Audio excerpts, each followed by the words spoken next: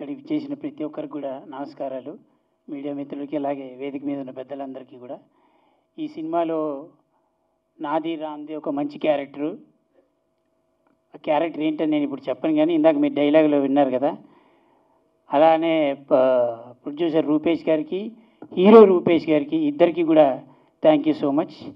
ముందు అంటే ఈ సినిమాలో ఇప్పుడు ఇక్కడ మాట్లాడాలంటే కొంచెం భయంగానే ఉంటుంది. ఎందుకంటే వెనక మా గురువు గారు ఉన్నారు.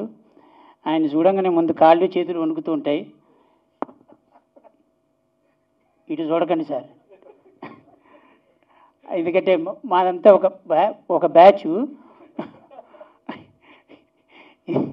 ఇందాక ఆయన అక్కడ కూర్చున్నారు. బేసిక్ థింగ్ ఏంటంటేనండి, కొన్ని సినిమాలు చేస్తున్నప్పుడు ఎంజాయ్ చేస్తాం, కొన్ని సినిమాలు చూస్తున్నప్పుడు ఎంజాయ్ చేస్తాం. కానీ బేసిక్గా సెట్లోకి వెళ్ళిన తర్వాత కొన్ని ఉంటాయి.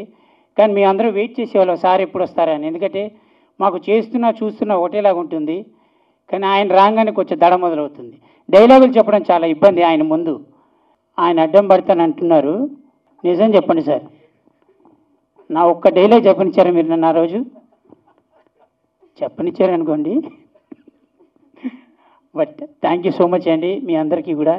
ఈ సినిమా తప్పకుండా మీ ఫ్యామిలీని ఆ ఫంక్షన్కి తీసుకెళ్తుంది, మీ ఫ్యామిలీని మీకు దగ్గరగా చూపెడుతుంది, మీ ఇంట్లో వాళ్ళని, మీ నాన్నని, మీ అమ్మని దగ్గరగా చూస్తున్నట్టు కనబడుతుంది. ఎందుకంటే మా అందరికి అలానే ఉంది కాబట్టి థ్యాంక్ యూ సో మచ్.